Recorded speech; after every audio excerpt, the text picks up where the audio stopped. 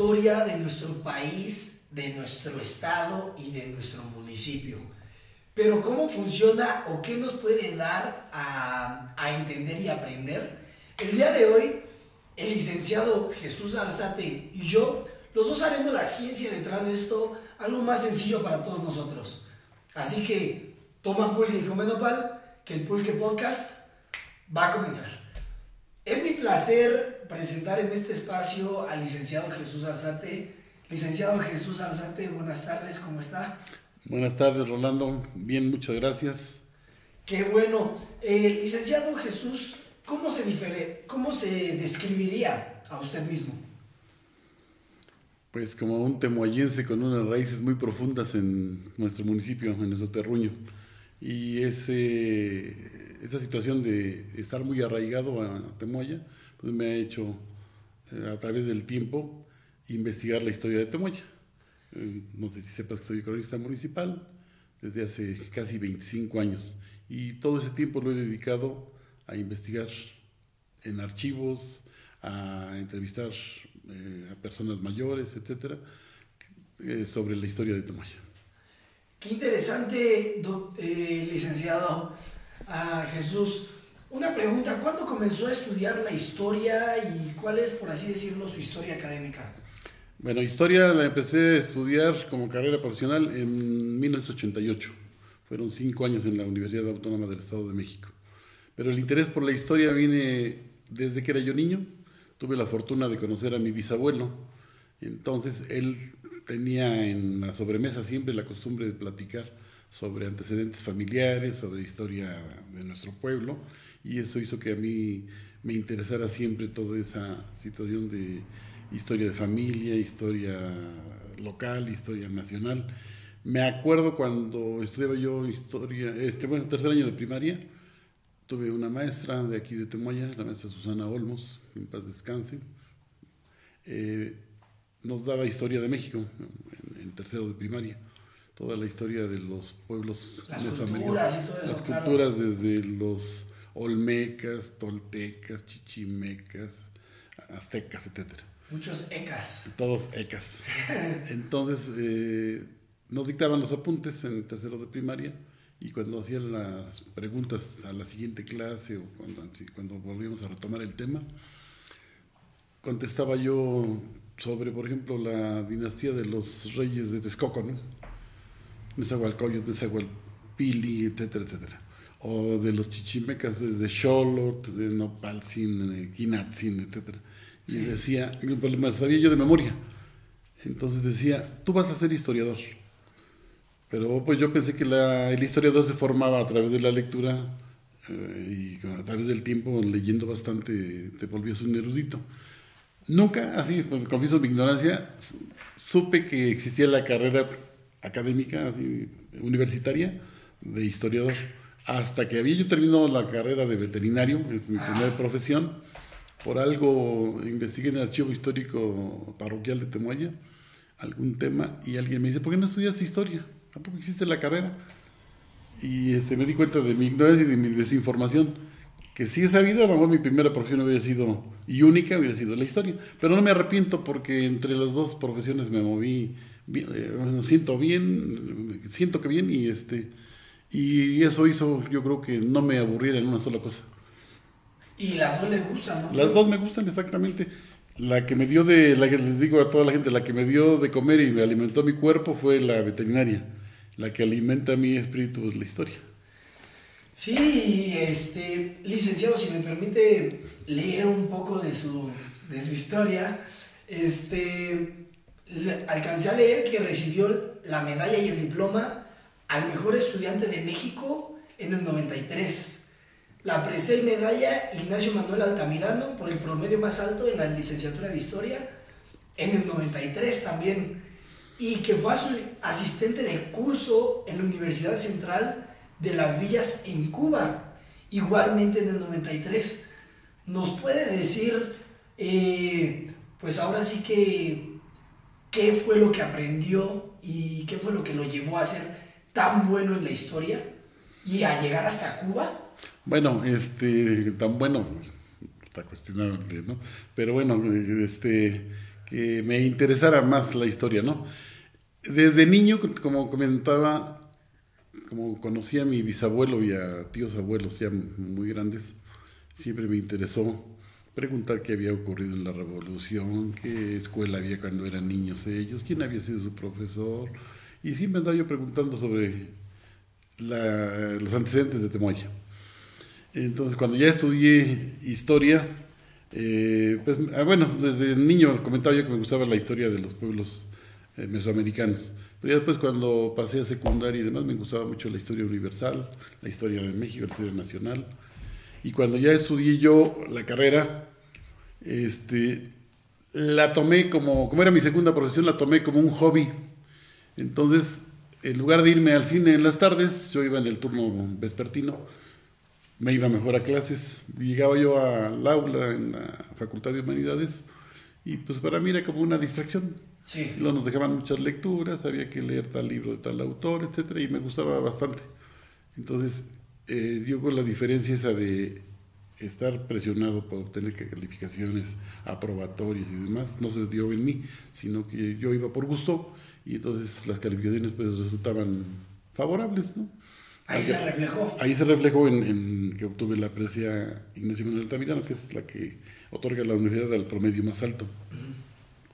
Y sobre todo me enfoqué a la paleografía y diplomática. La materia la da todavía la maestra María Elena Briviesca, que es toda una institución en la universidad. Hace 3 años o 4 aproximadamente, ella recibió el nombramiento de profesora emérita de la universidad. Esto se logra después de dar ininterrumpidamente 50 años continuos de clase. Ella tiene muchos reconocimientos de varios países latinoamericanos y de España obtuvo la Cruz de Alfonso X el Sabio, por ejemplo, en España, por cursos que llegó a dar, por sus publicaciones. Cuando yo llevé la materia con ella, vio que tenía yo aptitud para la paleografía.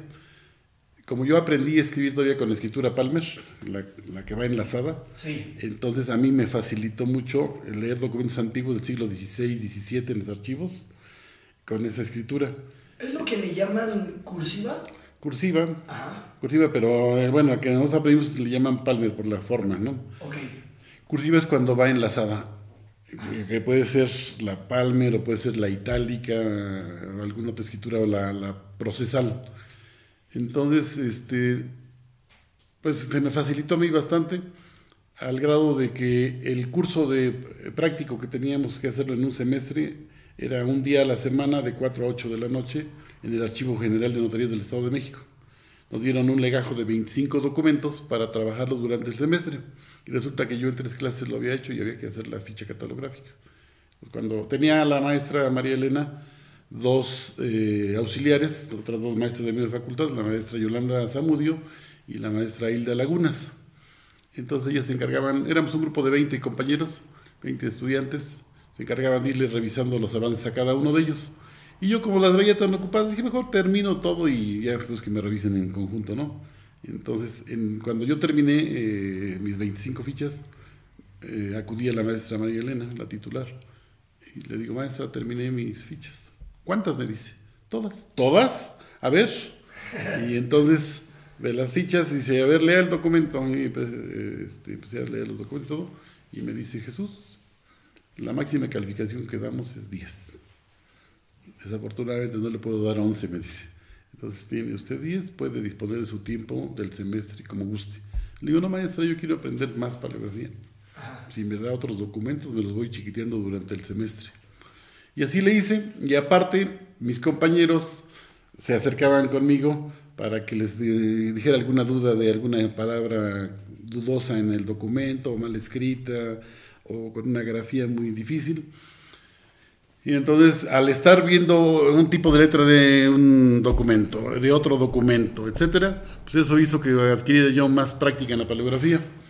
Al grado que en el 97, yo ya tenía 4 años de haber egresado, me acaban de nombrar cronista de Temoaya en abril, y por ahí de agosto andaba yo plantando árboles en el Cerrito, un terreno que conoces probablemente.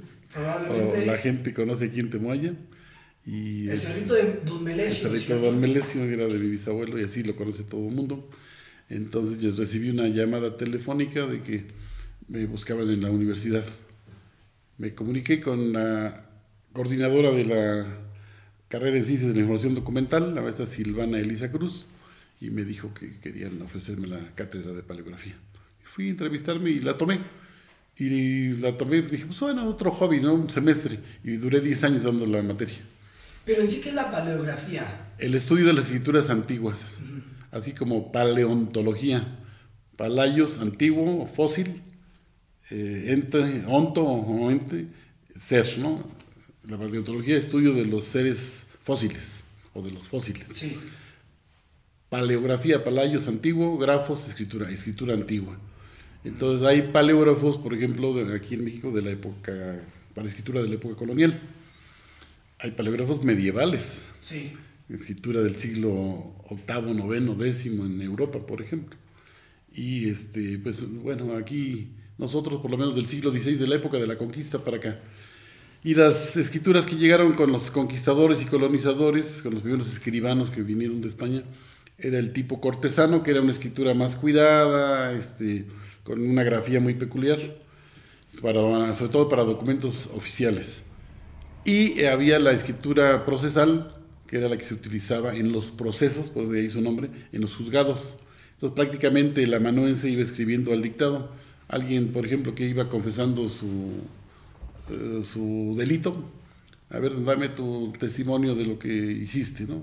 Entonces iba el amanuense, mojaba la pluma en la tinta, corría la tinta en el papel y anotaba. Entonces prácticamente iba escribiendo al dictado. Sí. Entonces era una escritura que pierde las alturas, las letras como la D, la L, o la parte baja de la P o la Q. Sí. Entonces, casi todo es a nivel y luego va enlazada. Entonces en ocasiones hay una procesal encadenada que va unida de principio a fin del renglón y es muy difícil leerla, pero si conoces la paleografía, que te enseñan a identificar trazos, nexos, abreviaturas, porque hay mucha abreviatura en estos documentos coloniales. Por rapidez. Por la rapidez tenía que recurrir a esto. Y eso de las abreviaturas venía desde la época de los romanos. Entonces de ahí lo heredaron los españoles. Pero esa es la paleografía, la lectura de documentos antiguos. Y la diplomática es, decía la maestra Viviesca, así como la paleografía es el cuerpo del documento, la diplomática es el alma del documento. Todo documento tiene una estructura. Diplomática viene de la palabra diplom, que sea diploma, o sea documento. Sí. Documento. Entonces, así como, por ejemplo, elaboras una carta y pones, encabezas con la fecha. Temoaya, México, 10 de agosto de 2021. Destinatario, señor Rolando Ruiz Becerril. A sus órdenes. Gracias, presente. Una salutación, estimado Rolando, por la presente te comunico que el día de ayer, tal. Sí, sí, sí. Todo el contenido. Sin otro particular por el momento, me despido de ti. Atentamente, fulano de tal. Entonces la despedida, la firma y rúbrica del que envía el documento, y así todos los documentos oficiales, tanto que los que venían de España, como eran reales cédulas, reales provisiones, o como los que emanaban de las autoridades virreinales, como los mandamientos, los autos acordados, tenían una estructura. Entonces un paleógrafo y diplomatista debe de ubicar bien todo esto para saber cuándo se trata de un documento falsificado. En la época colonial se dio mucha falsificación de documentos. ¿Cómo cuáles? Por ejemplo, títulos de doctor? Pero no, títulos primordiales de los pueblos, de la fundación de pueblos. Sí. De mercedes de tierras, tierras de común repartimiento, tierras realengas, etcétera. Hay documentos que fueron hechos en el siglo XVIII, con la estructura del siglo XVI, con la letra muy parecida. Sin embargo, el escribano o la persona que hizo la falsificación no tenía conocimientos de la diplomática, entonces falla en algunas cosas. Por ejemplo, los mandamientos de los virreyes, sí, siempre firmaba, normalmente más bien el virrey firmaba con su nombre o con su título nobiliario, por ejemplo, don Antonio de Mendoza, o don Luis de Velasco, o si no, el Marqués de Salinas, ¿sí? No decía el virrey don Antonio de Mendoza, ¿sí? Ok. Eso es muy importante. Y enseguida iba el refrendo del escribano, que hacía el documento. Entonces decía, por mandado de su señoría, Antonio de Turcios, escribano real, o escribano de cámara de su señoría, sí, o de la Real Audiencia, por decir algo, ¿no? Entonces ahí hay detalles donde tú te das cuenta de que el documento no es auténtico, sino es una falsificación. Entonces la paleografía te ayuda a leer los documentos antiguos para poder conocer lo que contienen para la historia. Decía la maestra Briviesca, dice, la paleografía es al historiador lo que la anatomía es al médico. Muy cierto. Sí. Y licenciado Jesús, fue a través de sus estudios de paleografía que usted llegó a ver pues, ¿cómo se dice? El archivo municipal de Temoaya, parroquial, y porque, ¿de qué época son? Bueno, los archivos estos los consulté antes de estudiar historia, por interés personal. En 1985 había llegado a la parroquia como titular el padre Jorge García Reséndiz. Entonces venía con 2 sacerdotes más que estuvieron de vicarios como un año, pero el padre duró más de 8 años aquí en Temoaya. Y un día hice amistad con él por algún motivo, y un día platicando le dije que si me permitía consultar el archivo parroquial. Tenía yo deseos de buscar mi genealogía. Y me dice, pues adelante, no lo consultan porque no quieren el archivo de ustedes. Sí. Y empecé a ir en las tardes, iba yo a 5 o 6 de la tarde. Durante medio año estuve yendo casi 5 días a la semana. Y me picaba yo tanto revisando los libros y los documentos que me daban las 3 o las 4 de la mañana y salía yo de la iglesia con un poco de miedito, porque a veces como está el cementerio en un lado y luego hay leyendas de aparecidos, de difuntos, etcétera, pero salí yo muy satisfecho por lo que había encontrado.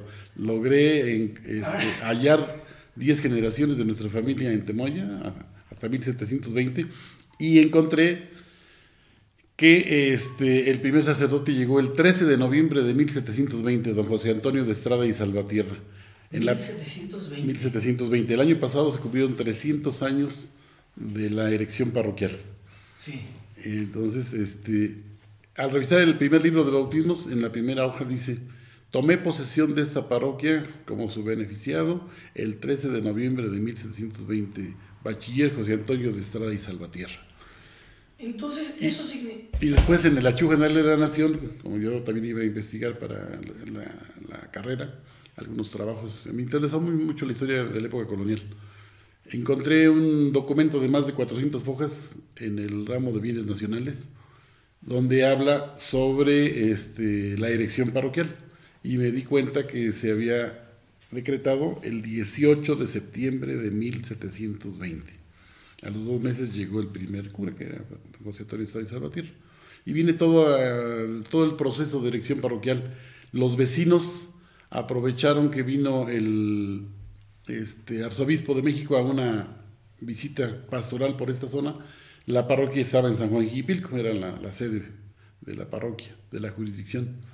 Entonces la gente de este lado pues se quejaba de que estaba muy lejos ir a misa los domingos, tenían que irse a las 3 de la mañana para poder llegar a la misa de 6 de la mañana, o que cuando tenían algún enfermo y corría riesgo de morir, tardaban mucho en ir a llamar al cura para que viniera a dar los santos óleos y confesar al próximo difunto, ¿cómo le llaman? Se me fue la palabra, bueno, al enfermo, sí.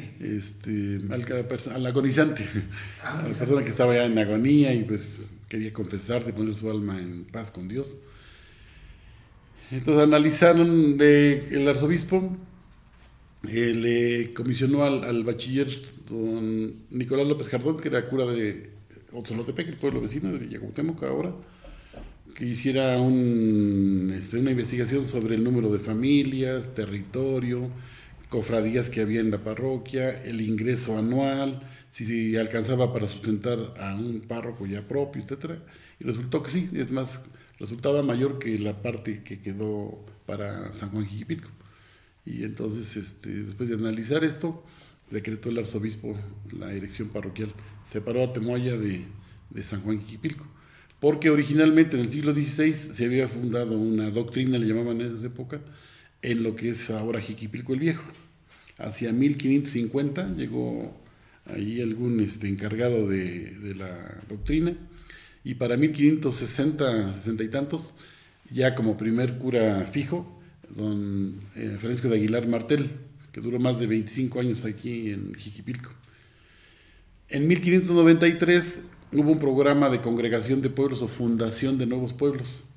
La población originaria acostumbraba a vivir dispersa por el campo, como hasta ahora ocurre.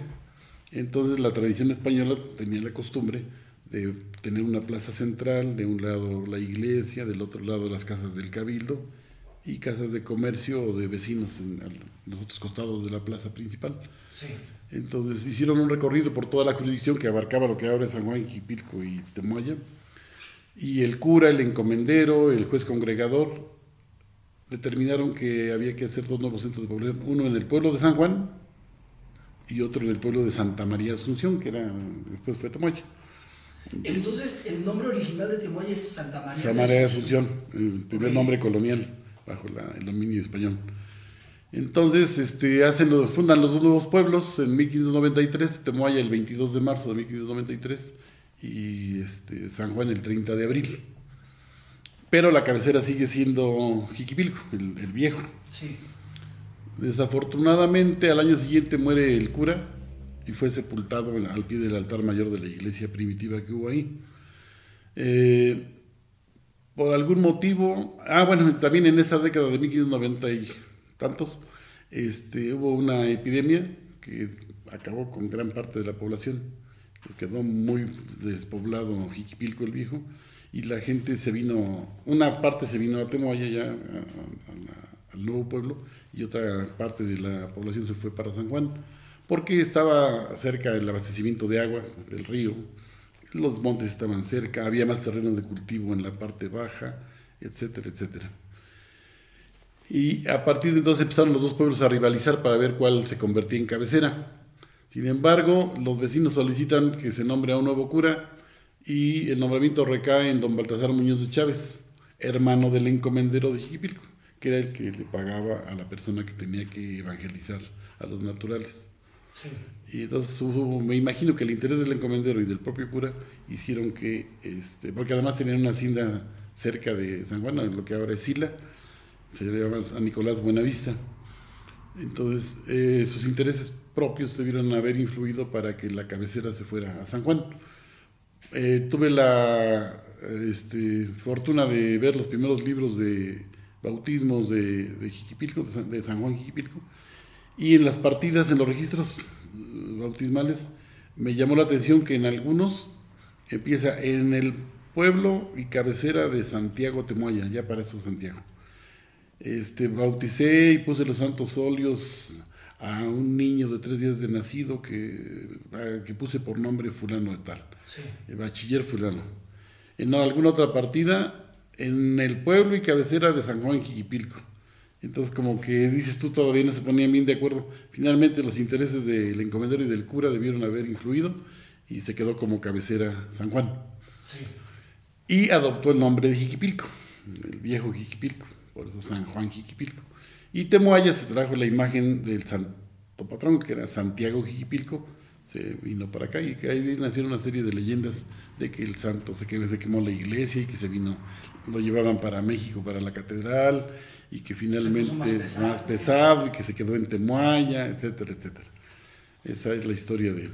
Entonces, desde 1593 mencionó que es que llegó la imagen del señor Santiago. Y debió haber llegado a lo mejor, es que, bueno, como había mucha mano de obra y materiales, se dice que el primer templo, el de Temoaya, sí son los muros actuales que tenemos en la iglesia que conocemos, pero la cubierta era de madera, o sea, con vigas y morillos de los montes que estaban. Los montes, dicen, ahora los vemos lejos, ¿no? El Cerro de Catedral, el Cerro de las Navajas, el Cerro de los Lobos, etcétera.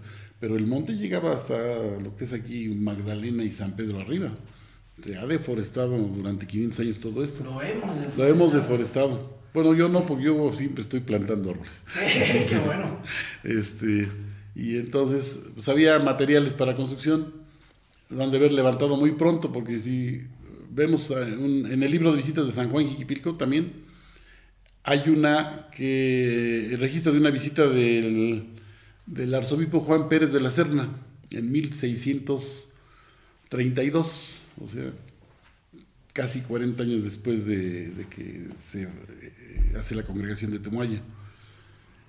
Y te das cuenta que, bueno, en el registro de visita, el secretario narra que llegó su señoría ilustrísima al pueblo de Jiquipilco y fue recibido en el atrio parroquial, bajo palio, con cruz alta y ciriales, y con tal cántico, etcétera, y revestido con capa y sobre pelliz, etcétera, etcétera. Y dice por ahí, pero antes de llegar a este pueblo de San Juan, pasó al pueblo de Temoaya, donde entró al templo y también hizo oración y lo halló que se encontraba con toda la decencia de vida, con su pila bautismal limpia, etc. Entonces, ¿qué te quiere decir? Que aunque fuera un templo primitivo, ya existía, sí, y ya estaba Santiago acá. La imagen sí es antigua, siglo XVI, ya estaba en Jiquipilco el Viejo, y de ahí la trajeron para Temoaya. También influyó un poco la afiliación étnica de la población, porque si te das cuenta de esta zona occidental de lo que era la jurisdicción original de Jiquipilco el Viejo, esta zona estaba habitada mayoritariamente por otomíes, y la parte oriental por mazahuas, lo que es San Felipe, Santiago, Buenos Aires, todo, Boximó, todo eso son mazahuas, hasta las palabras Boximó, Motó, etcétera, etcétera. Y entonces, pues por así decirlo, el tamaño del señor Santiago, ¿qué tan grande es en torno a otras figuras que llegaron a México en la época colonial? Bueno, la imagen fue hecha aquí en México. Es de manufactura prehispánica. Motolinía, el fraile franciscano, de los primeros 12 que llegaron a evangelizar, Fray Toribio de Benavente era su nombre, ¿no? Toribio Paredes, Toribio de Benavente, porque venía de Benavente en España, que adquirió el nombre de Motolinía porque cuando llegó y caminaba descalzo con el hábito raído y demás, lo veían los habitantes de estas tierras y veían que estaba muy pobre, ¿no? Se veía muy pobre en su atuendo. Entonces decían Motolinía, Motolinía, y él preguntó que qué significaba esa palabra y le dijeron que era pobre o pobreza. Dice, así me voy a llamar de ahora en adelante. Y pues todo el mundo lo conocía como Motolinía. Motolinía o Fray Toribio de Motolinía. Él dice que muchas imágenes de los primeros años de la colonia o del virreinato fueron elaboradas conforme a la tradición prehispánica, con pasta de caña de maíz, papel engomado y madera de zompántle. El zompántle son los colorines que los conocen, ¿no? De esa florecita roja como cuchillito. Sí. Ese es el colorín, pero el nombre original es zompántle. Y además era una madera muy moldeable y muy ligera, no era pesada. Entonces, para elaborar imágenes procesionales, sobre todo, se ocupaba esta madera. Y el papel engomado, las varas de garambullo para hacer los armazones y que tuviera hueco, y la pasta de caña de maíz, que es muy ligera. Ponían las cañas, hacían atados y con eso formaban el tronco del caballo, por decir algo, sí, o el tronco del santo. Entonces el señor Santiago está hecho con esa técnica, porque alguna gente ha llegado a pensar que lo trajeron de España. No, la devoción y el culto sí vino de España. En la mente de los conquistadores y colonizadores venía Santiago como uno de los santos favoritos. Acababa de terminar la Reconquista en España, habían logrado los Reyes Católicos la rendición de Granada el 2 de enero de 1492, cuando el 3 de agosto se embarca Colón para el Nuevo Mundo, y entonces 30 años después, o 20 y tantos años después, llegan los españoles a las costas de Veracruz, se internan a lo que es Tenochtitlan, y en su mentalidad venía siempre la devoción a Santiago. Es más, cuando emprendían batallas en España, se dice, contra los moros, invocaban a Santiago los guerreros. Santiago y cierra España contra los invasores. Sí. Entonces, llegan acá a estas tierras, y hay también muchas leyendas de que se aparecía Santiago a favor de los españoles, y pues las proliferaron, pues si te das cuenta, pues eran 400 soldados españoles contra miles, 20 millones en Mesoamérica de habitantes. Sí. Entonces, creo que aztecas cuando aliados españoles eran cerca de 100,000 guerreros. En esa época, Tenochtitlán era una ciudad más grande que Venecia y muchas ciudades Y europeas. que Sevilla era de las ciudades más grandes de Europa en esa época, y Tenochtitlán rebasaba el tamaño, y además lo ordenado de la ciudad, la planificación con calzadas de tierra, con canales de agua que venían desde Xochimilco y llegaban a lo que es Palacio Nacional a un costado. Ahí surtían las canoas de mercancías al mercado de Tlatelolco, a la misma ciudad de Tenochtitlan, etcétera. Era una cosa maravillosa. Por eso los españoles quedaron así sorprendidos de una ciudad tan grande, tan ordenada, que tenía casas. No nos imaginamos que, dicen aztecas, estás imaginándote una población con taparrabos, etcétera. No, era una población ya con cierta civilización, con construcciones de piedra, con madera, tenían azoteas las casas, había casas de 2 plantas, etcétera. Simplemente cuando llegó Cortés con sus soldados a Tenochtitlan, Moctezuma los alojó en el palacio de Atzayacan, en el palacio de su padre. Sí. Ahí cupieron los 300 o 400 soldados, con caballos y todo. Entonces, ¿de qué tamaño era la casa de Atzayacan, el palacio de Atzayacan? ¿No? Que justamente Atzayacan fue el que vino a Temoaya, ¿no? El que vino a conquistar a los otomíes. Él sí los conquistó, él sí peleó contra los otomíes. Está testimonio de que se enfrentó cuerpo a cuerpo con Tricuespalin, el señor de los otomíes, y finalmente lo sometieron. En cambio, los españoles, pues, no pelearon contra los otomíes, al contrario, los otomíes los vieron como unos libertadores y se aliaron con ellos para quitarse del yugo azteca, que les exigía muchos tributos. Y así fue con todos los pueblos ribereños de Tenochtitlan y los pueblos de toda Mesoamérica. Cuando llegó Cortés a Veracruz y se encuentra con los totonacas, prácticamente hay una alianza inmediata porque estaban cansados de tanto yugo, tanta opresión. Sí. Así es. Licenciado Jesús, una pregunta. Usted acaba de mencionar a Cuauhtémoc y pues estamos hablando obviamente de Temoaya. ¿Hay alguna relación en estos dos nombres? Por lo menos en su etimología sí. Temoaya deriva del verbo temoa, que es bajar o caer, y yan, la acción de bajar. Entonces Temoaya o Temoayan sería lugar de bajada, cuesta abajo. Si observan la topografía del territorio municipal, se van a dar cuenta que está compuesto por una serie de lomeríos, y la población acostumbraba radicar en la parte alta, en las partes altas cerca de la montaña. Entonces, para ir, por ejemplo, a un centro ceremonial como era Calixtlahuaca o hacia Ciudad de México, había que bajar. Entonces, la palabra es de origen náhuatl. Ese nombre lo debieron haber impuesto los aztecas cuando conquistaron esta zona, Temoaya. Y si analizamos o comparamos con la palabra Cuauhtémoc, Cuauhtémoc está formada de 2 términos: Cuautli, que es águila, y Temoc es bajar, pero en pasado. Entonces, si lo juntamos, decimos águila que bajó o águila que cayó, y eso significa Cuauhtémoc. Entonces tiene la misma raíz: Temoc, pasado de bajar; Temo, presente de bajar. Qué interesante. Y licenciado Jesús, por así decirlo, avanzando un poco en el tiempo, ¿en la época de independencia tuvo algún papel importante el pueblo de Temoaya? No tengo noticias de que se haya aliado a la tropa insurgente gente de esta zona. No he encontrado documentos. Lo único que por tradición oral y algunos escritores de principios del siglo XX o mediados del siglo XX registraron es de que la tropa insurgente sí pasó por Temoaya. Sí.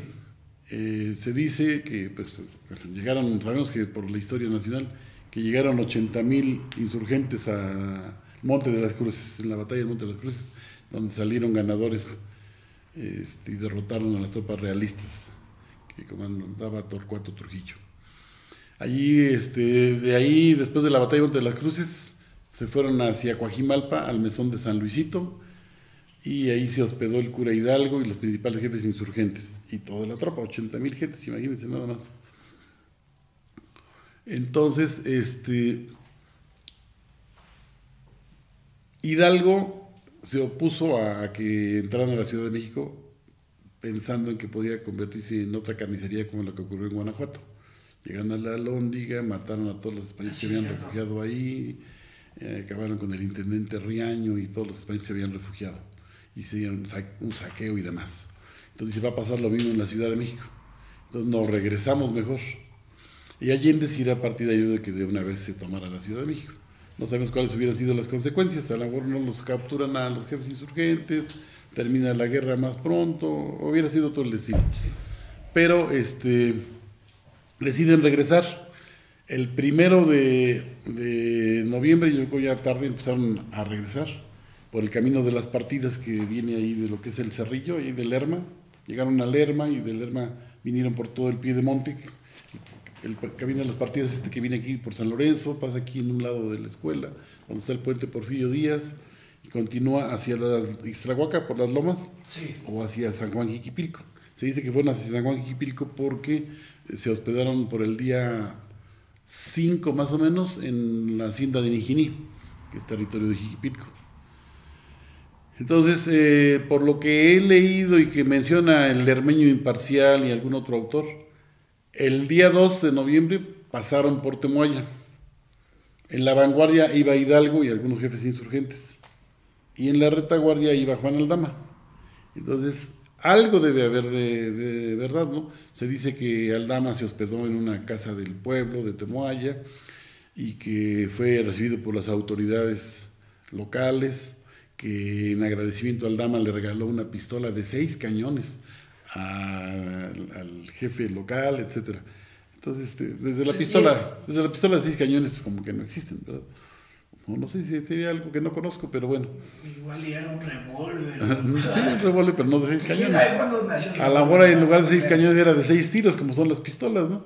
Pero esa es la noticia que se tiene.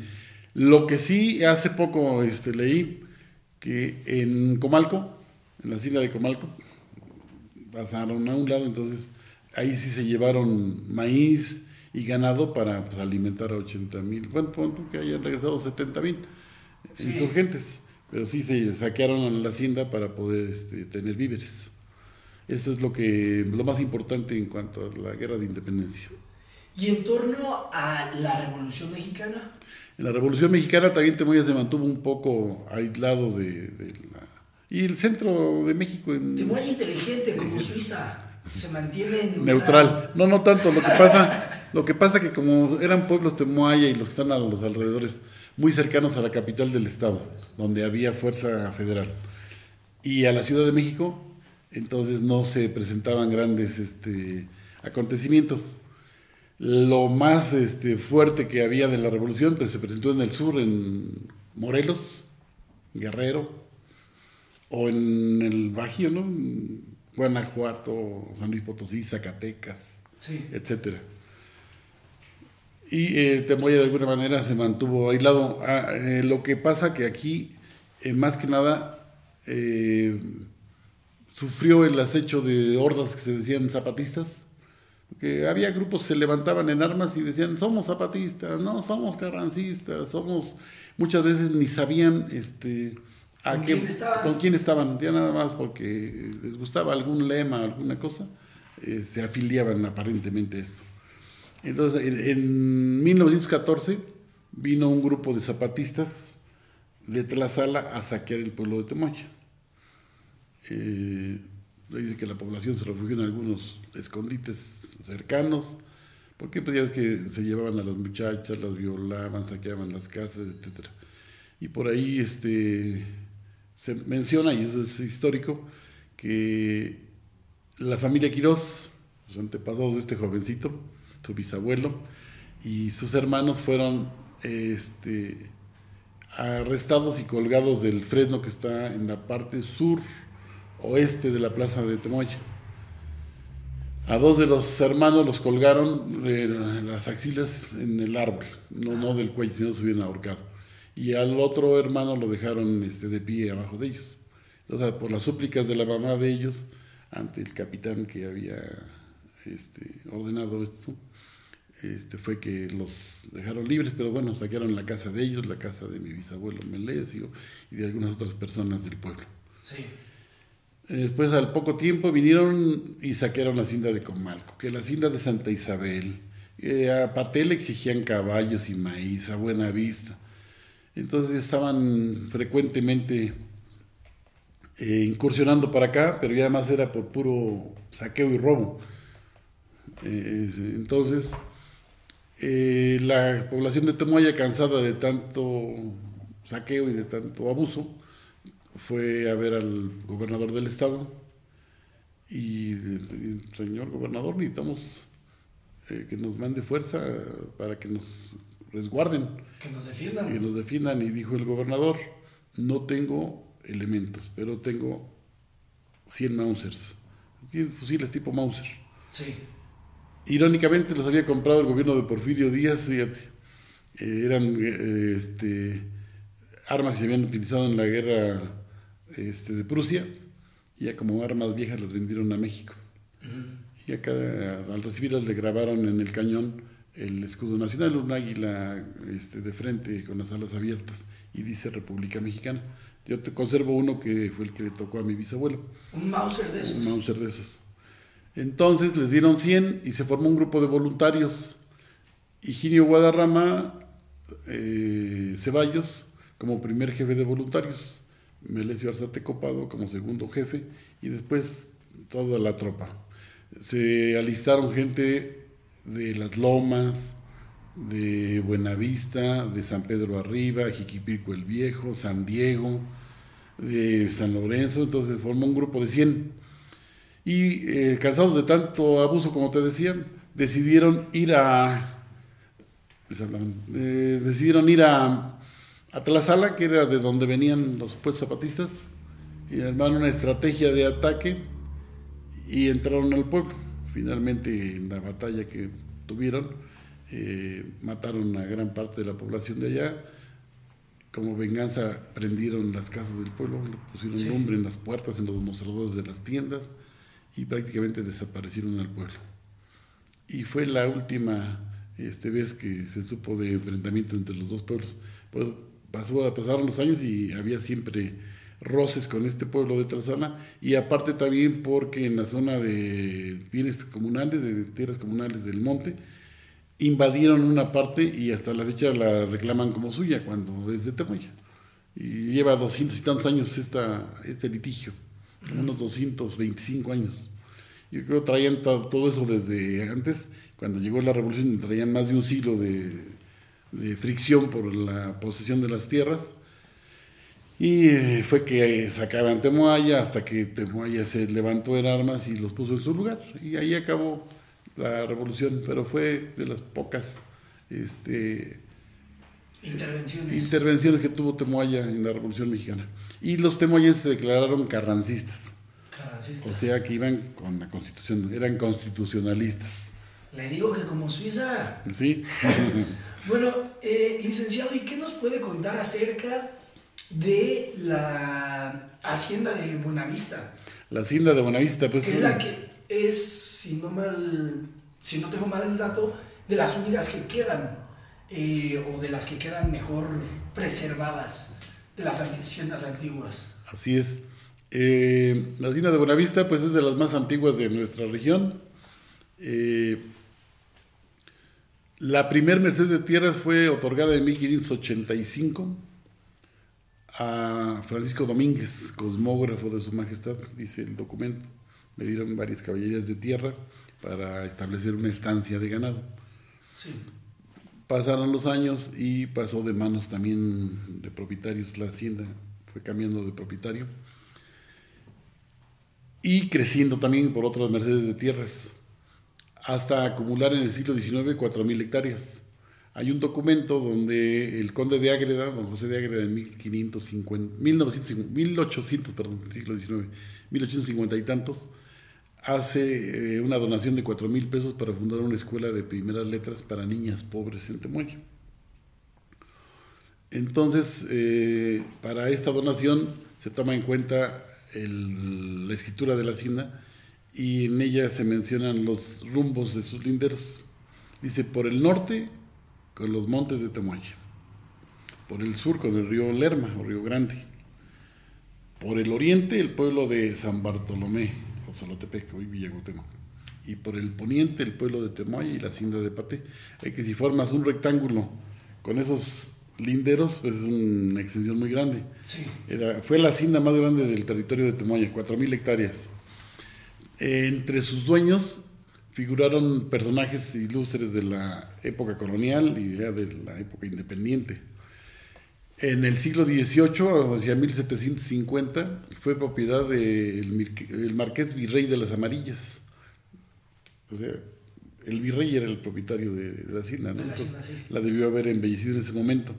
Y a fines de ese siglo XVIII fue de don Francisco Antonio Teruel, que era el regidor más antiguo del Cabildo de la Ciudad de México, que él debió haber construido la casa que actualmente existe, de 2 plantas, el torreón que existe ahí también, y la iglesia debió haberla empezado el marqués de las Amarillas y terminado don Francisco Antonio Teruel. Después pasó a don Diego de Ágreda, luego a su hijo el conde de Ágreda, y finalmente a doña Francisca del Río y de Ágreda, y ella contrajo matrimonio siendo viuda con don Miguel de Icaza, y de ahí viene la propiedad en manos de esta familia, ya unas 5 o 6 generaciones. De la familia Icaza. De la familia Icaza, que también fue una familia muy importante. Habían llegado a principios del siglo XVIII, de la provincia de Veraguas, en Panamá, acá a México, y estaba encargado del consulado, que era así como la aduana del comercio internacional, digamos ahora, ¿no? Y pues como estuvo en manos de gente muy pudiente, se ha conservado el casco de la hacienda, sí, prácticamente original desde el siglo XIX y parte del XVIII.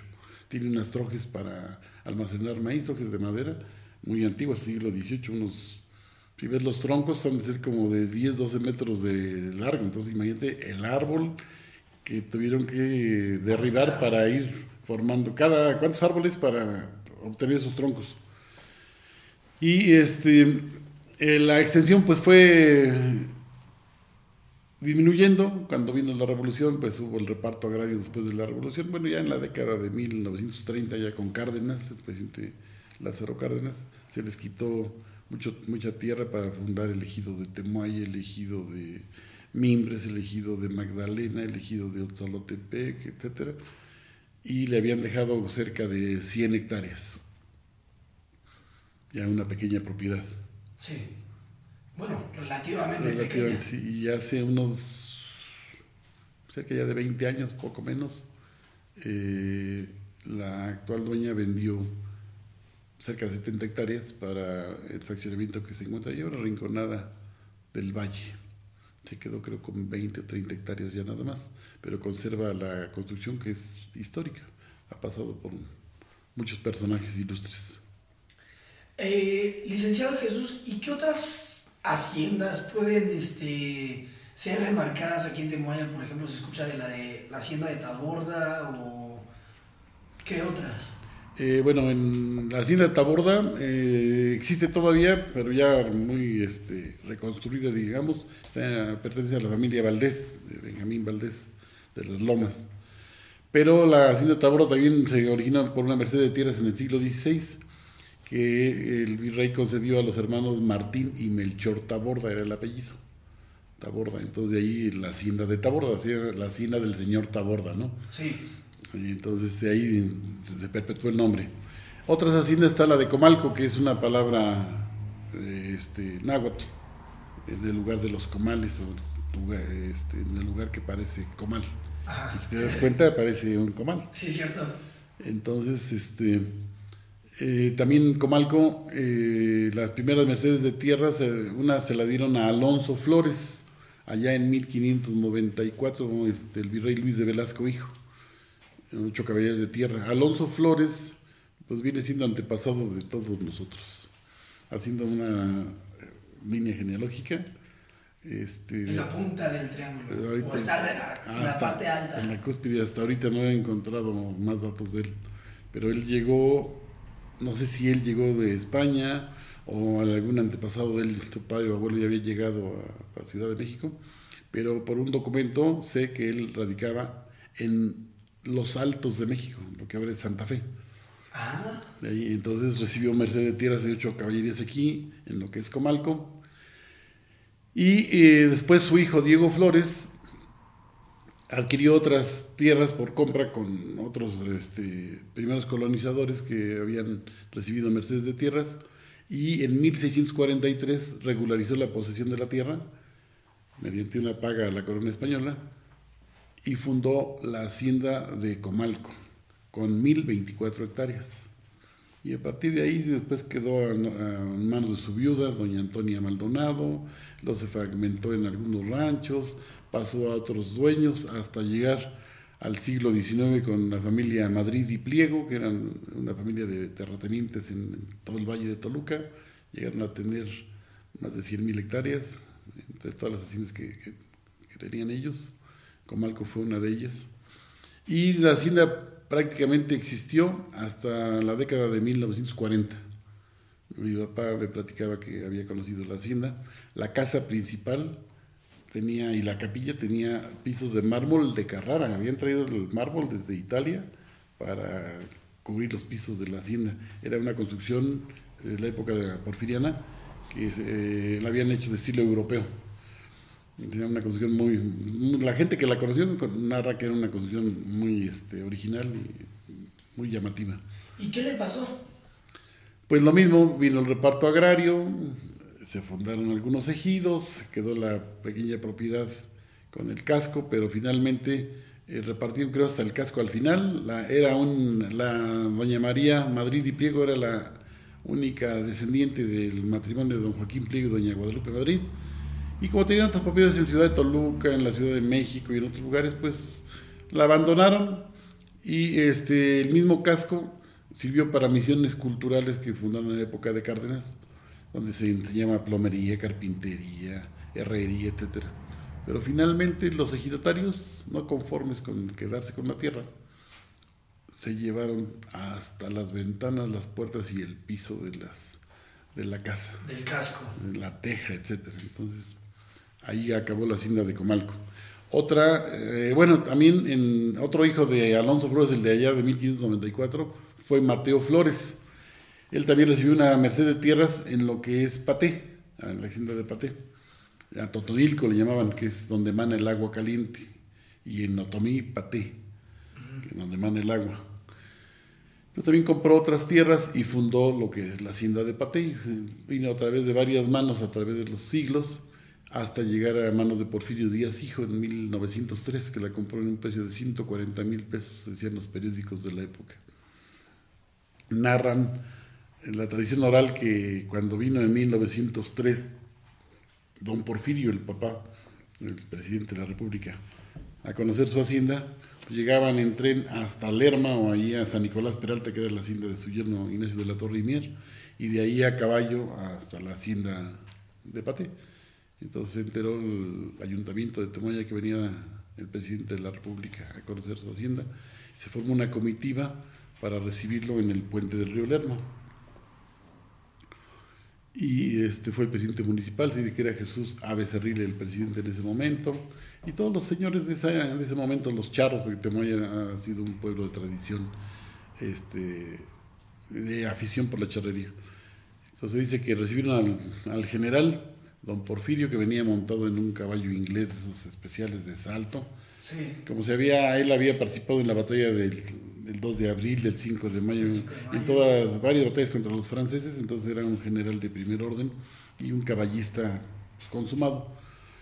Entonces dice que había una zanja muy ancha en donde lo habían recibido y que le indicaron que lo siguiera para dar la vuelta, ¿no? Y que agarró a don Porfirio, metió las espuelas al caballo y él, como era de salto, brincó el caballo. Sin problemas. Sin problema, y que los charros tuvieron que ir a dar vuelta porque sus caballos no alcanzaban a brincar. Sí. Te comentan que una persona del pueblo se emocionó tanto de ver al general, imagínate, en 1903 ya tenía 73 años don Porfirio, el bigote, el porte, etcétera. Al saludarlo le besó la mano, entonces que don Porfirio le hizo así como, no me beses la mano, ¿no? Uh-huh. Y que le salió sangre de la nariz. Entonces todos los vecinos y amigos le decían después, ¿por qué hiciste eso? Pues si no era el obispo, no era... Sí. Porque a veces la mano del presidente. Y que hasta la sangre te sacó, etcétera. Y que el consuelo que le quedaba, que le habían sacado sangre, pero siquiera fue el presidente de la República. Claro. A propósito, casi, ¿no? Así es. Licenciado Jesús, usted por así decirlo, dijo el punto clave. Me gustaría hablar acerca de la charrería en Temoaya. La charrería. ¿Qué historia tiene usted que contarnos acerca de...? Pues es una tradición muy antigua en nuestro pueblo. Precisamente esa situación de que en Temoaya hubo varias haciendas y varios ranchos y manejo de ganado. Por ejemplo, la hacienda de Comalco, antes de llamarse la hacienda de Comalco, se llamaba la estancia de ganado mayor. La estancia de ganado mayor. El ganado mayor era el ganado vacuno y el caballar. En la época colonial, desde el virrey Antonio de Mendoza y desde que inició Cortés con el reparto de tierras, se daban mercedes de estancias para ganado menor, que era cabras, ovejas, cerdos. Y era una estancia de ganado menor, abarcaba un promedio de 780 hectáreas. Y la estancia de ganado mayor era para ganado vacuno y caballar, y eran 1.750 hectáreas en promedio. Sí. Entonces, Comalco tuvo una merced de tierras de ganado mayor, o se llamaba de esa manera. Y gran parte de las tierras del Valle de Toluca iniciaron produciendo ganado, eran estancias ganaderas. La población de Toluca, la población matlatzinca, también la población indígena conservó sus tierras, y el virrey y el rey de España respetaban sus tierras. Y ellos estaban enfocados más que nada a la producción de maíz. El español pues no conocía la producción de maíz, ellos trajeron el trigo, y empezaron a cultivar trigo, cebada, avena, sobre todo también para alimentar a su ganado. Pero desde 1520 y tantos que Cortés tomó posesión de lo que después fue la hacienda de Atenco, aquí cercano a Santiago Tequistenco, introdujo cerdos. Sí. En 2 o 3 años ya tenía 800 cerdos.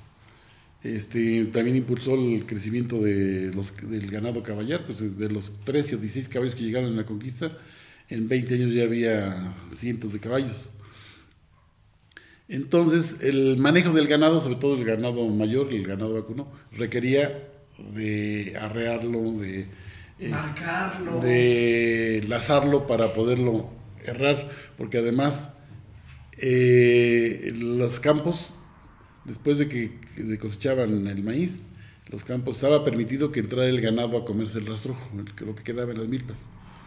Y entonces se dice que había, por ejemplo, de borregos, rebaños de 300,000, de 200,000 borregas. Se acababa el pasto en esta zona y emigraban hacia Michoacán rebaños de 200,000, 300,000 animales. Imagínate lo que era eso, cómo iban destruyendo todo el campo en el trayecto.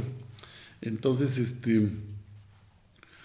el manejo del ganado hizo que los hombres, desde el mismo siglo XVI, empezaran a ejercitarse en las manganas, en las colas, en todo esto.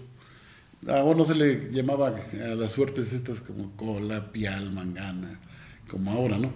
Pero ya se ejercitaba todo esto para poder marcar, castrar, herrar, tuzar a las mulas, por ejemplo, para las yuntas. Ya en el siglo XIX hay noticias de que en las haciendas de la zona, en Paté, Dolores, me faltó la hacienda de Dolores, Comalco, Cousteau, que está en los límites de Jiquipilco y Temoaya, en donde está exactamente el lindero, ahí era la hacienda de Cousteau a la derecha, Sí. San Pedro Cousteau, ahora le llaman Rancho Viejo. Y Buenavista, los dueños de las haciendas organizaban a sus caporales, mayordomo y todo para hacer determinado tiempo del año la marcación de su ganado.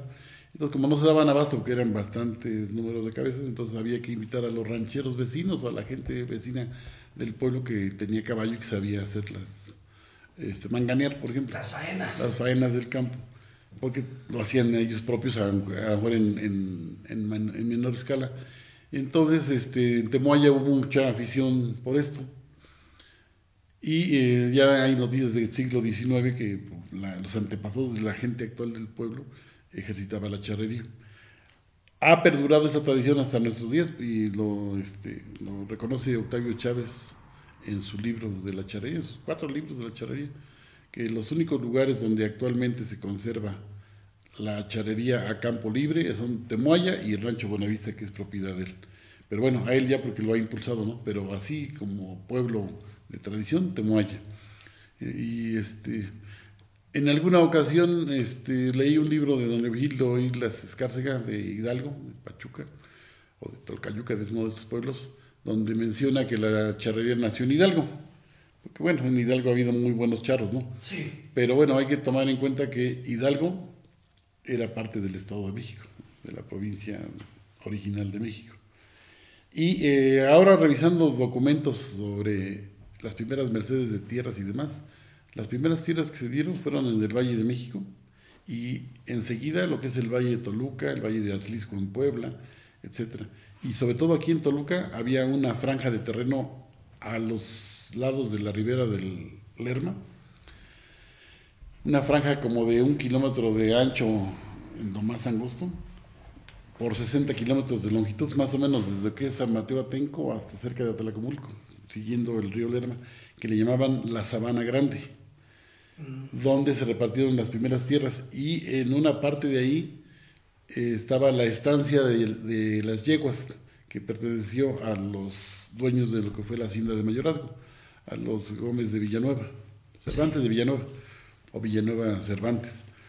Entonces, si analizamos, vemos cómo había crecido tanto el ganado y la gente indígena de Toluca y de los alrededores se quejaba ante el virrey de que el ganado de los españoles les comían sus cultivos, les destruían sus cementeras, al grado que en 1550, 50 y tantos, que vino el virrey Luis de Velasco el primero a una visita por esta zona, ordenó construir una cerca, le llaman la cerca general, que era una barda en unas partes de adobe y en otras de piedra, Sí. de 4 metros de ancho por otro tanto de alto, a lo largo del río Lerma, para proteger los cultivos de los indígenas y que el ganado no les hiciera daño. Entonces, no queda nada de esa obra monumental, pero eso nos habla de la cantidad de ganado que había en esta zona y que por lo mismo los hombres a caballo tenían que ejercitar las faenas y entonces el manejo del ganado a caballo, por hombres a caballo, viene desde el mismo siglo XVI. Entonces yo diría que la charrería nace aquí en el Valle de Toluca, Sí. por las estancias ganaderas, no en Hidalgo. Qué interesante. Y en torno a, por así decirlo, personajes o grandes figuras de la charrería aquí en Temoaya, ¿a quiénes puede mencionar? Bueno, a vos se va a escuchar mal que lo diga yo, pero pues, de los más destacados fue Jesús Becerril Serrano, que fue mi abuelo. Él participó en algunos congresos nacionales y llegó a ser campeón nacional, por ejemplo, en manganas a caballo hacia 1960 en el Congreso de Guadalajara. Él, hombre, de los más destacados. Sí.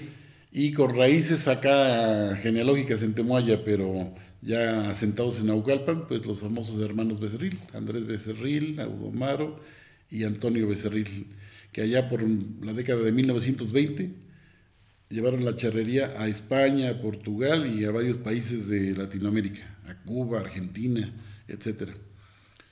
Se hicieron famosos los Becerril porque además toreaban a caballo, o sea, rejoneadores, ¿no? Sí. Ujú. Y, licenciado Jesús, ¿qué acontecimientos interesantes se encuentran en la historia de Temuaya? Ya para ir cerrando. Por ejemplo, alcancé a leer que el archivo municipal fue quemado en el 75. Sí, hubo un programa de remodelación de pueblos que inició en el 73 con el presidente Luis Echeverría. Entonces trató de rescatar la imagen urbana de todos los pueblos del Estado de México en coordinación con el gobierno del Estado. El gobernador era el profesor Carlos Hank. Estuvo bien por un lado porque se dotó de servicios públicos a las cabeceras municipales, de drenaje, agua entubada, alumbrado público, banquetas, guarniciones, empedrado o pavimento en algunos lugares. Por el lado de los servicios estuvo bien. Por el lado de imagen urbana no me gustó a mí mucho en lo personal porque prácticamente uniformaron a todos los pueblos. Sí. Temoaya era un pueblo muy típico, con un aire muy provinciano. Su primer cuadro tenía, como hasta la fecha, portales, pero los portales estaban sostenidos por columnas de madera.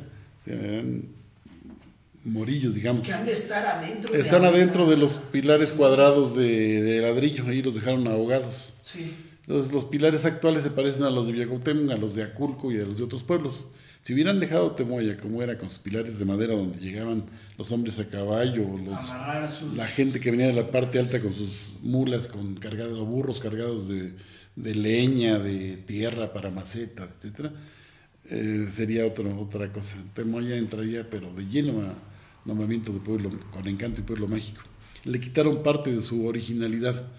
Entonces, de todos esos trabajos de remodelación, consideraron que el Palacio Municipal ya estaba antiguo y ya no funcional, cuando en ese momento tenía cerca de 50 años de haberse construido. Sí. Era un palacio con 5 balcones en la parte alta, con arcos en la planta baja, 5 arcos, casi de medio punto, y la parte alta, ventanas ojivales, con su barandal de hierro vaciado. Le daba una personalidad original al pueblo. Enseguida estaba el teatro que se había construido en 1940 y se había inaugurado en 1944. Entonces era un edificio de 30 años. En este teatro se llevaba a cabo el informe del presidente municipal, algunas ceremonias oficiales, algunos eventos particulares como bodas, fiestas de 15 años, etcétera. Sí. O que la recepción al señor obispo cuando venía en visita pastoral al pueblo, o el gobernador en alguna gira de trabajo, etcétera. Entonces el teatro era para recibir a personalidades y también para eventos importantes del municipio. O para, por ejemplo, celebración conmemorativa del 15 de septiembre, se hacía una velada literaria y musical a las 8 de la noche, en la que asistía el presidente y el cura. Se sentaban en una banca exprofeso en el centro del salón, en la parte de enfrente, y el ayuntamiento y invitados especiales enfrente, y luego todo el pueblo. Era un lugar muy solemne, muy concurrido y muy bonito. Entonces, tiraron el palacio y el teatro, y se construyó el nuevo palacio que conoces ahora, que era de 2 plantas, ya en la década de 1990 le agregaron el tercer piso.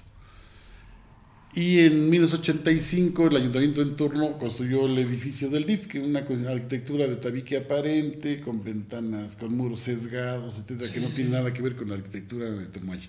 Lo mismo que el Palacio Municipal.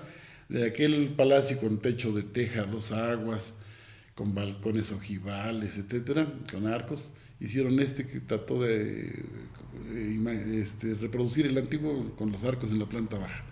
Pero en la parte alta hicieron balcones rectangulares, pero ya con losa plana, y más bien parece un cajón, una caja de zapatos ahí. Sí. Y nada tiene que ver con el resto del pueblo.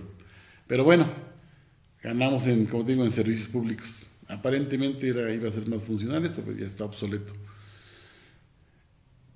Mientras construían el nuevo palacio, se pasó el ayuntamiento a lo que conocemos como Casa Ejidal, en un lado de la iglesia. Ahí despachó los autoridades municipales, despacharon 2 años. El 15 de septiembre se inauguró Bueno, se dio el grito el 15 de septiembre ya en el nuevo Palacio, pero la inauguración oficial, el corte de listón fue hasta el 16 de septiembre después del desfile Sí.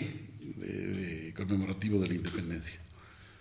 Entonces las autoridades regresaron al nuevo Palacio y empezaron a traerse pues escritorios, máquinas de escribir, Todo. libros de rito civil, etcétera, y le preguntaron al presidente en turno, ¿qué hacemos con todos los papeles viejos? ¿Qué son? Pues había muchos documentos coloniales amarrados con mecate en legajos. Y dice, separen los libros de rito civil y lo demás, pues quémelo. Entonces, una mala decisión acabó con la memoria de nuestro pueblo. Si no, imagínate nada más la materia prima que tuviéramos en este momento para escribir una historia todavía más apegada a la realidad. Exactamente. Y pues, licenciado Jesús, aprovechando y usted diciendo que, pues, por así decirlo, en los libros se encuentra la historia, aprovechando aquí en la biblioteca del Colegio Ana Sullivan, con tantos libros, ¿nos pudiera contar un poco más de sus libros, cuántos ha escrito y de qué tratan? Bueno, tratan principalmente de Temuaya, pues me dicen que soy el Temuaya, historiador de Temuaya.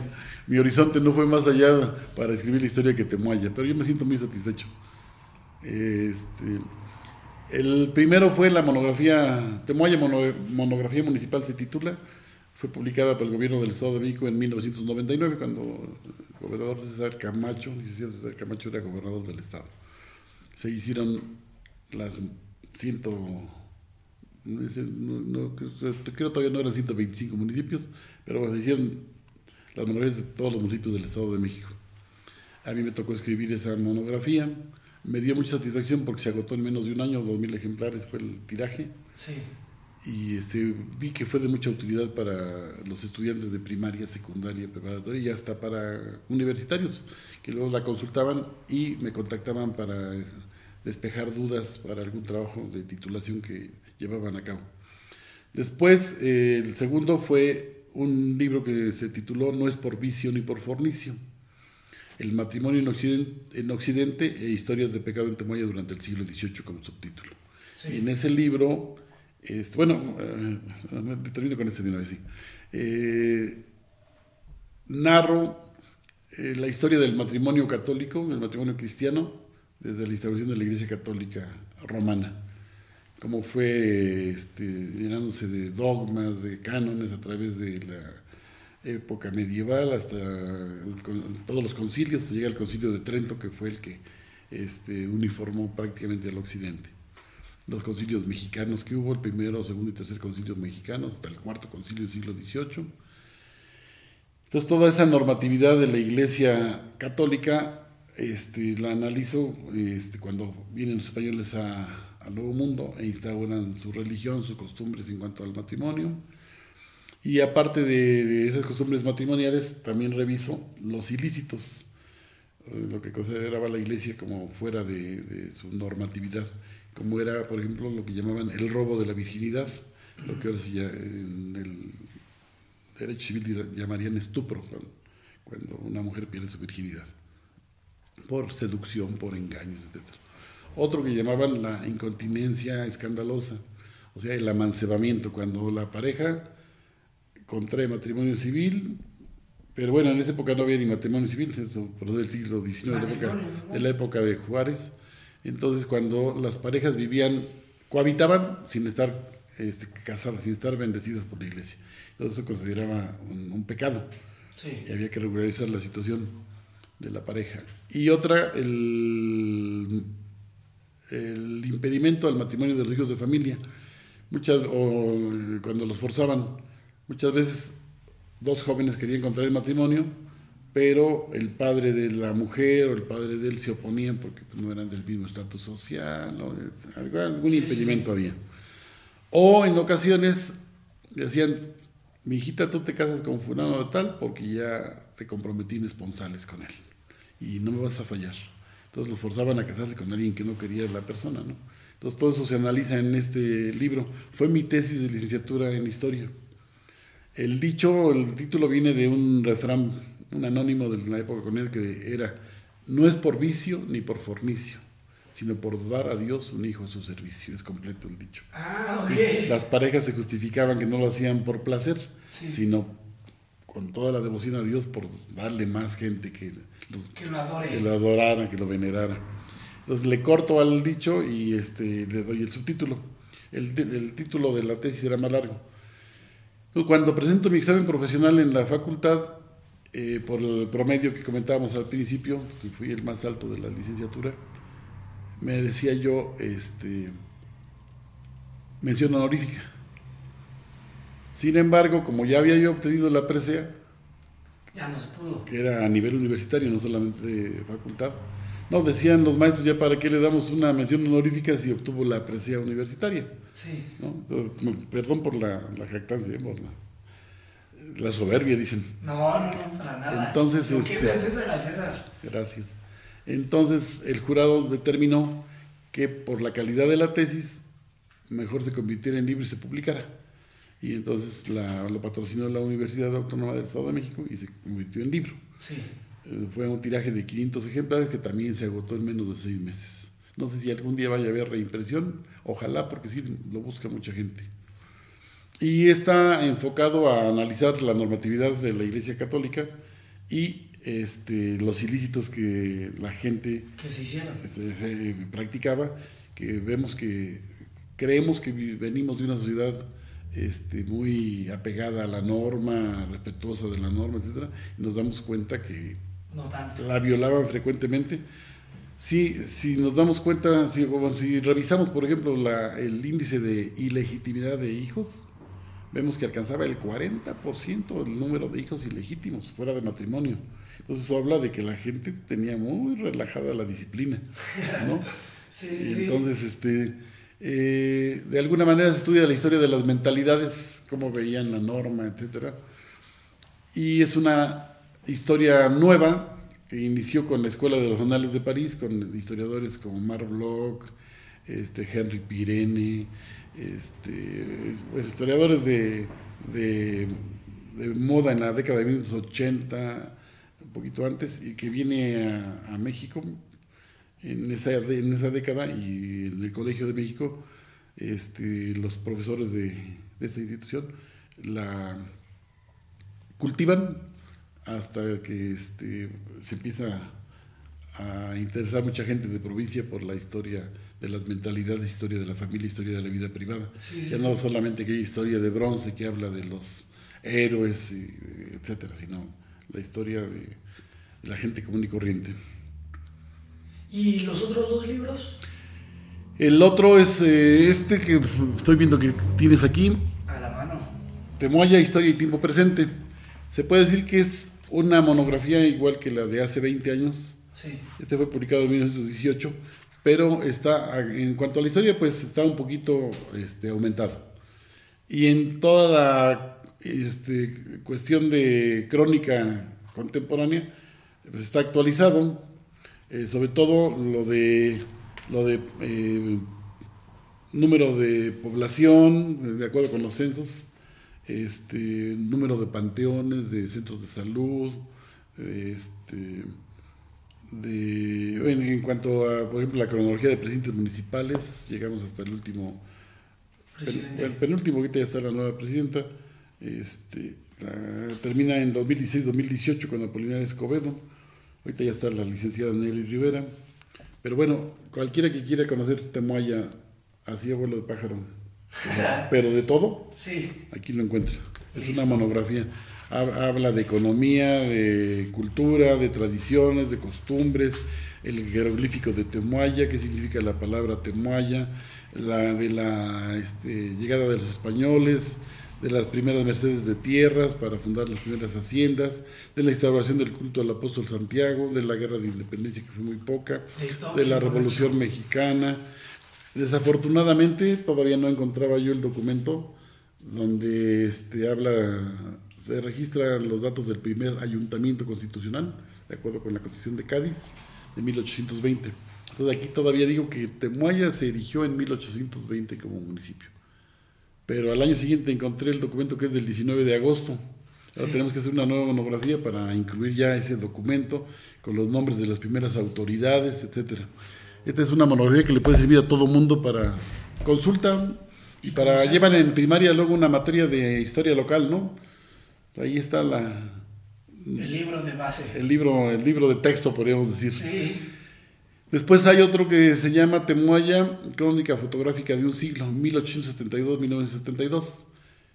Tiene alrededor de 300 fotografías de giras políticas de candidato a gobernador, a diputado, a presidentes municipales, inauguración de obras públicas, días de campo por el cumpleaños del párroco, por el maestro, el director de la primaria, que no había secundarias también en 66, 65.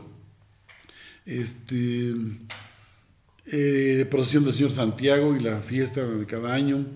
Los primeros curas que hubo, algunos curas que trascendieron por la obra que hicieron en la parroquia, el primer transporte, ahí narro, por ejemplo, y hay fotografías de los primeros camiones de pasajeros, todavía con carrocerías de madera, con 18 asientos, que se hacían 3 horas de aquí a Toluca, por camino de terracería en 20 kilómetros, y de regreso a las 3 horas, era un viaje al día.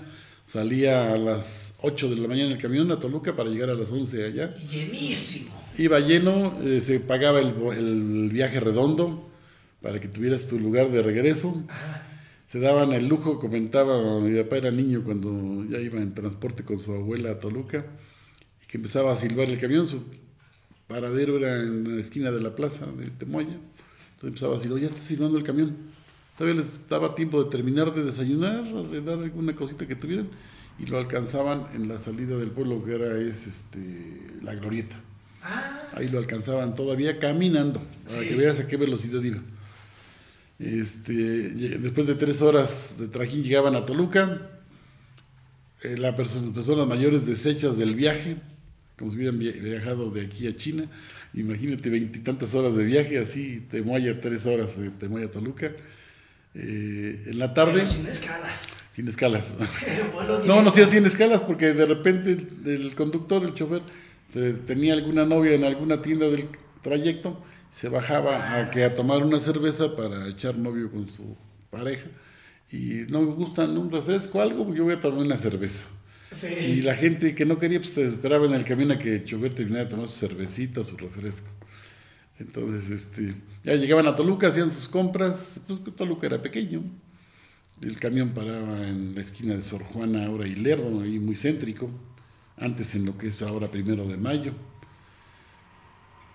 Comentaban, y esto lo comento porque es una plática así de familia, pues ya son las 4 de la tarde, ¿no? Entonces ya el camión, pues vámonos, ¿quién falta?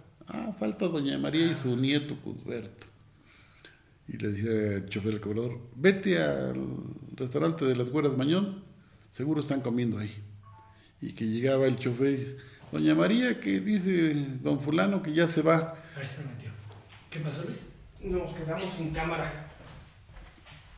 Ahora estamos a una cámara, pero...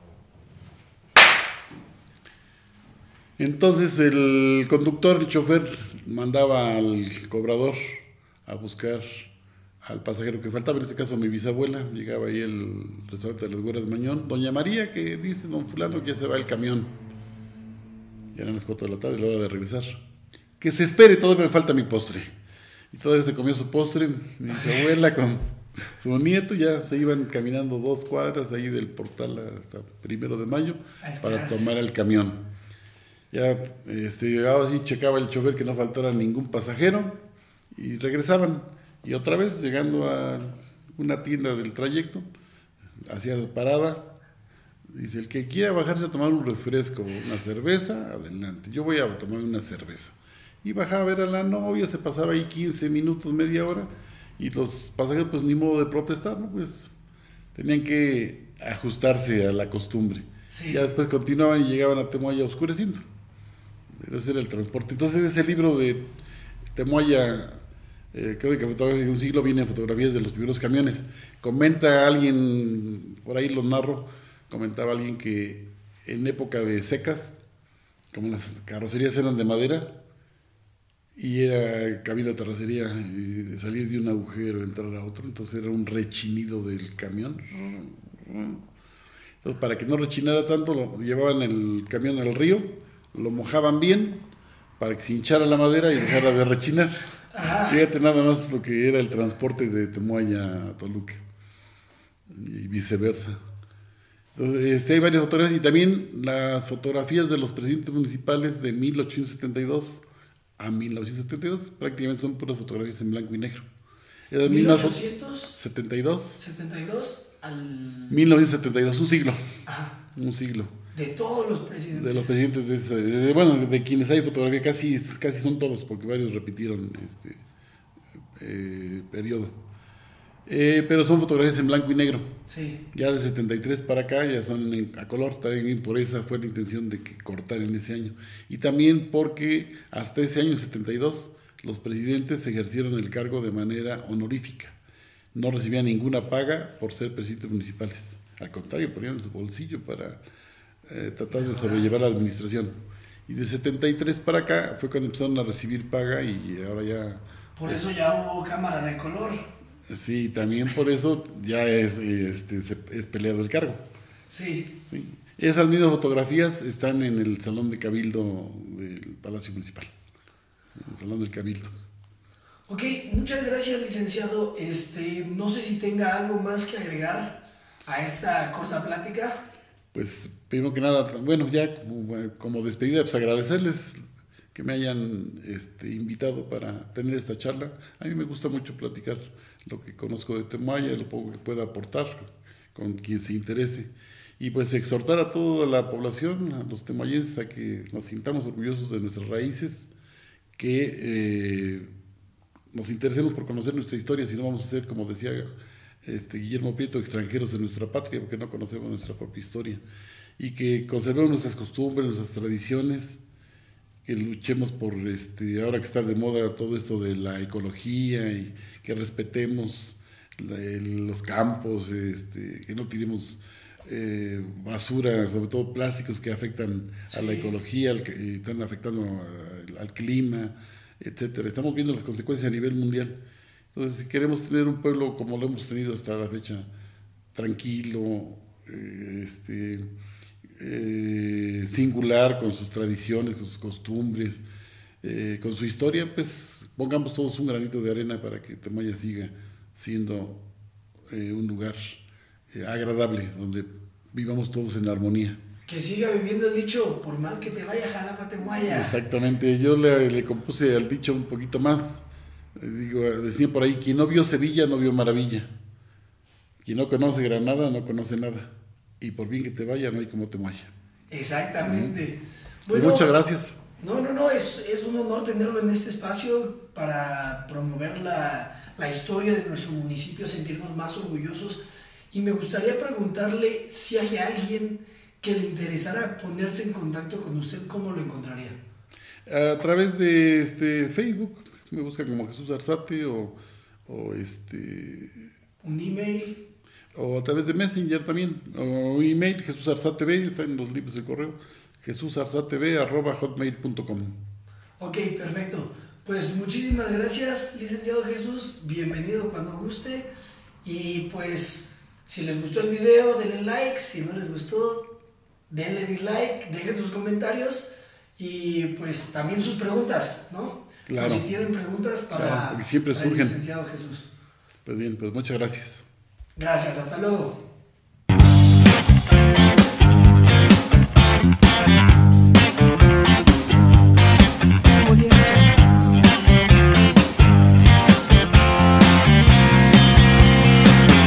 Thank you very much for watching this episode. Like the video in case you liked it, and leave a comment below for further improvement of our content. As well, if you like topics such as new technologies, research done in universities, or even wonderful stories of incredible people, subscribe to our channel. This is how you find us in social media. I want to give a special thanks to all my sponsors and team members. Y recuerda, toma pulque y come nopal, que la próxima semana otro video.